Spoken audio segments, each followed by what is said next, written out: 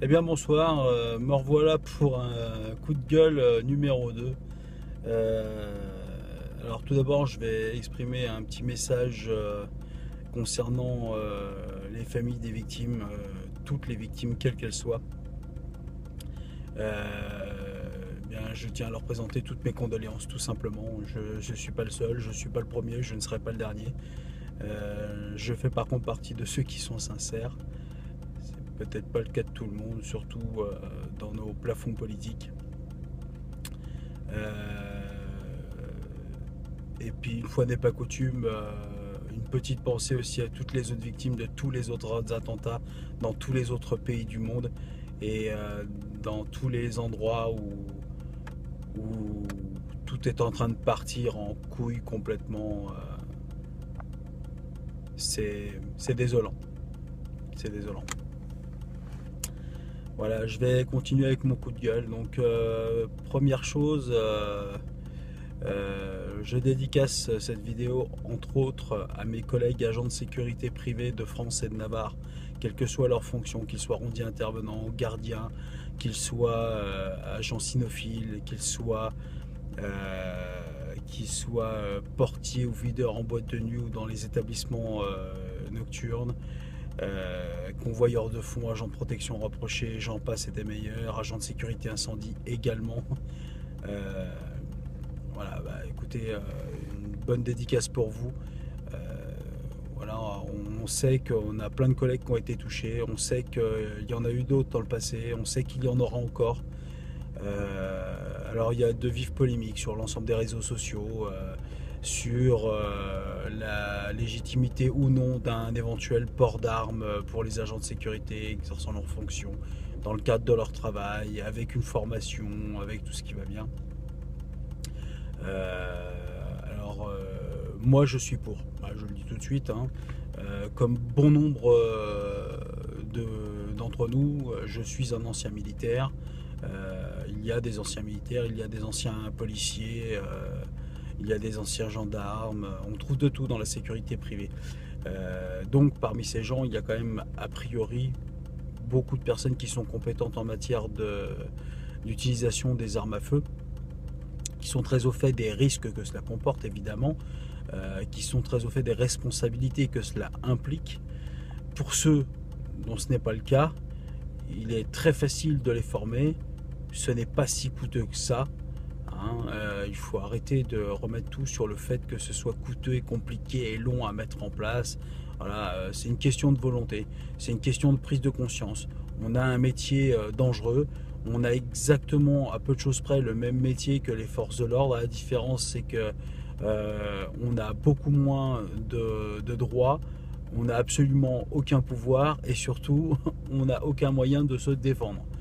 Nous, quand on se fait agresser, on est à poil. Et après, si on a le malheur d'avoir un aérosol lacrymogène ou une matraque télescopique pour se défendre, et ben la première chose qu'on nous fait constater, c'est qu'il s'agit d'un port d'armes illégal caractérisé.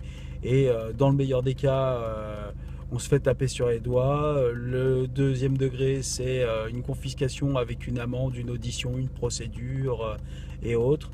Et puis bah, des fois, ça va plus loin.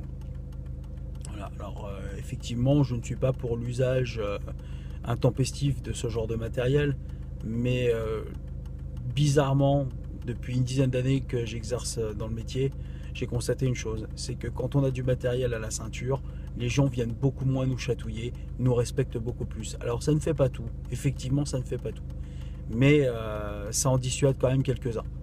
Et c'est toujours ça de gagner. Parce qu'après tout, on n'est pas non plus une chair à canon, on n'est pas là pour se faire zigouiller, et pourtant on est en première ligne. Et bien souvent on est en première ligne bien avant les pouvoirs publics.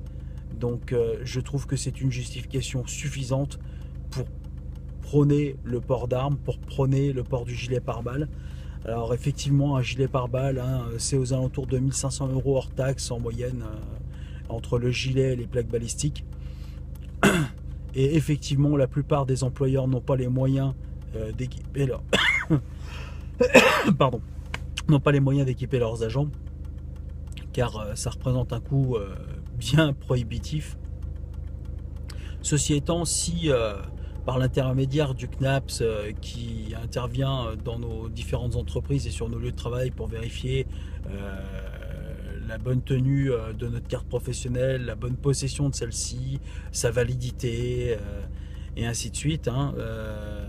Pour le compte du ministère de l'Intérieur, je le rappelle, donc actuellement le domicile principal de Monsieur Cazeneuve, eh bien, il serait peut-être temps, Monsieur Cazeneuve, que vous et vos secrétaires, ainsi que la direction du CNAPS, preniez conscience que nous sommes tous les jours et toutes les nuits exposés à différents dangers.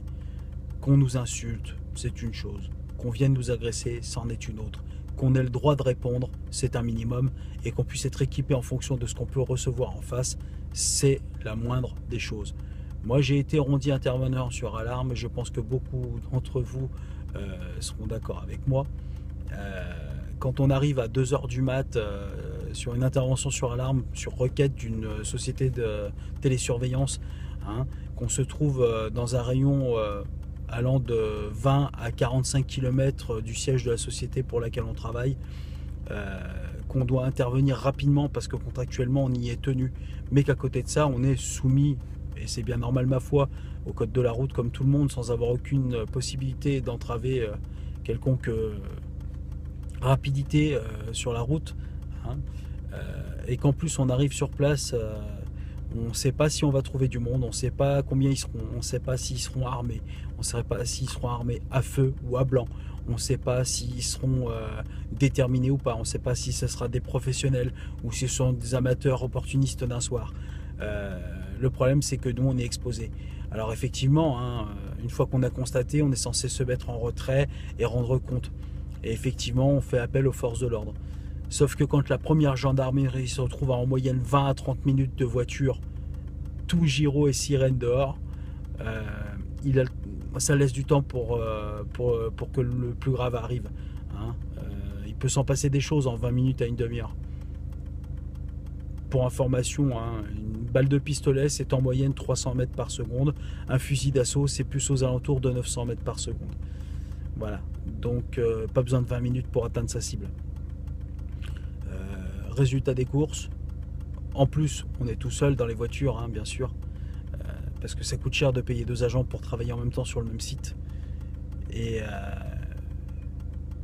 une vie ça coûte beaucoup plus cher.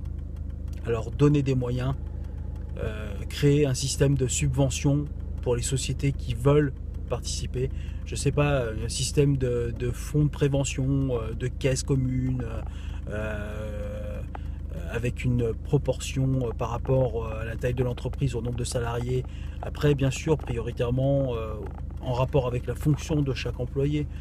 C'est sûr qu'on va équiper prioritairement un agent qui est intervenant sur alarme par rapport à un agent qui fait de la sécurité incendie dans un supermarché. Même si je ne dénigre pas, je l'ai fait et je le fais encore parfois. Mais c'est pas la même priorité, c'est pas les mêmes risques. Et puis il faudrait qu'on puisse être assermenté.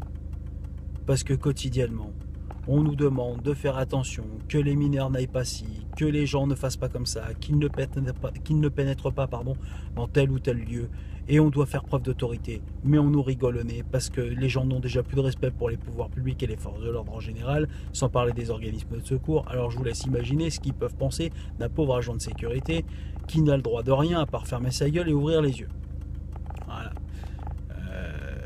Ouais, sauf que ça n'empêche pas de prendre les coups, ça n'empêche pas d'encaisser.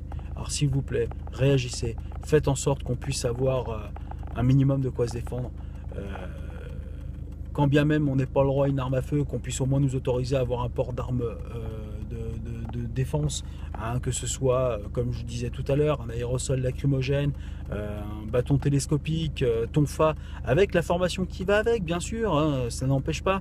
Et puis qu'on apprenne, qu'on forme tout le monde à l'utilisation des moyens de coercition, parce que bien des fois, ça serait utile de pouvoir menotter. Et on en a parfaitement le droit légalement. C'est le droit de tout citoyen en France. On a le droit de faire usage de moyens de coercition à compter du moment où la personne que l'on veut immobiliser représente un danger flagrant pour elle-même ou pour autrui. Et ça, c'est dans les textes du code pénal. C'est pas moi qui les invente. Donc pourquoi ne pas nous autoriser clairement et nous former clairement à ce genre de manipulation? Pourquoi ne pas faire en sorte que dans les formations du type CQP, APS, qu'on forme les gens réellement à du self-défense, à de l'immobilisation, à du maintien de l'ordre, parce qu'on en fait du maintien de l'ordre, et pourtant on n'est pas CRS, on n'est pas casqué, on n'a pas de bouclier, on n'a pas de jambière, de coudière ou quoi. Donc voilà, à un moment donné, des fois on fait du maintien de l'ordre, des fois on fait de la simple sécurité. Faut pas oublier que de plus en plus on nous colle dans les pattes des missions qui étaient celles que l'on donnait aux agents représentant les pouvoirs publics, hein, police et gendarmes. J'entends par exemple la surveillance de tribunaux notamment, j'entends par exemple la surveillance de différents bâtiments publics. Alors j'entends, c'est tout à fait normal qu'on dédouane un petit peu les services de police et de gendarmerie qui ont bien d'autres missions à remplir et de plus en plus de mal à les remplir parce que moins d'effectifs, moins de moyens, moins de capacités, moins de respect et des conditions de plus en plus exécrables dans le travail. Et j'en connais quelques-uns pour savoir de quoi je parle. Mais qu'on nous donne les moyens aussi de faire notre travail dans de bonnes conditions. Voilà, nous on n'est pas payé par l'État, on n'est pas protégé par l'État, on n'a aucune couverture, on n'a rien pour se défendre. On va bosser à poil et advienne que pourra. Sauf que nous aussi on a des femmes, nous aussi on a des gosses, nous aussi on a des familles, des frères, des sœurs, et on aimerait bien être sûr de pouvoir rentrer du boulot sain et sauf à chaque fois. Ce serait bien. Parce que notre métier n'est absolument pas reconnu en France. Et on est le seul pays. Hein, moi perso je suis franco-italien. Et ben en Italie, un agent de sécurité il est bien vu différemment qu'en France. J'habite à côté de la frontière suisse. Et ben en Suisse, les agents de sécurité sont largement plus respectés qu'en France. Ils sont parfois même mieux respectés que les forces de l'ordre. Et sans compter qu'ils ont des moyens bien plus importants que les forces de l'ordre de nos chers amis suisses. C'est un comble. Alors je dis pas d'armer systématiquement tous les agents, mais de donner un moyen de défense à tous les agents et un moyen de défense adapté à la mission, c'est-à-dire crescendo en fonction des risques rencontrés et de la nécessité de la mission. Voilà. Mais pour ça, il faudrait qu'on ponde des lois dans ce sens. Il faudrait qu'on comprenne qu'en France, un agent de sécurité, c'est pas un bout de viande, c'est pas une cible, c'est pas de la chair à canon, c'est pas juste un sac à encaisser les coups. Hein. Et pourtant, c'est ce qu'on fait depuis des années. Sauf qu'il y a encore 15 ans en arrière, quand on mettait un bourre-pif à un garçon qui nous avait un peu trop saoulé, on fermait les yeux. Maintenant, même quand on en prend une, si on a le mérite de la rendre et qu'on fait plus de mal qu'on en a reçu, eh ben c'est nous qui finissons sur le banc des accusés, on nous retire la carte pro. Sauf que c'est pas normal. Parce que le mec qui nous l'a mis le bourre-pif, il a le droit d'en prendre un aussi, il a le droit de savoir ce que c'est. Hein. Et puis, il n'y a pas que en se mettant contre un mur, se cacher le visage qu'on peut se protéger. Hein. Si le mec il sait qu'il y aura du répondant en face, il se calme tout de suite aussi. Hein. Ça marche un petit peu comme ça dans la vie. Mais voilà. Donc je vous laisse méditer sur cette petite vidéo, sur ces propos. Libre à vous de commenter, libre à vous de me dire ce que vous en pensez. Et puis un grand courage à tous les agents qui ce soir, comme moi, sont en train de surveiller un site, de faire leur boulot tout simplement. En serrant les fesses pour certains parce qu'ils travaillent dans des zones dangereuses à plusieurs titres. Hein. C'est pas forcément les risques d'agression. On travaille sur des sites des fois dangereux où les risques d'explosion, les risques électriques, les risques d'incendie sont hyper importants et omniprésents. Et puis sans compter quand on travaille sur des chantiers, hein, tous les risques de chute, de perforation, tout ce qu'on peut croiser sur un chantier. Hein, de toute façon, voilà, les risques sont nombreux dans notre métier. Là, on a le désavantage d'être en contact avec les risques que l'on peut trouver dans toutes les professions ou presque. Voilà. Sauf que pour se défendre, on a des Rangers, un treillis, un joli pull et un blouson. Voilà. Dommage. Sur ces bonnes paroles, je vous souhaite une bonne soirée, une bonne nuit et à tous mes potos agents de sécurité, longue vie.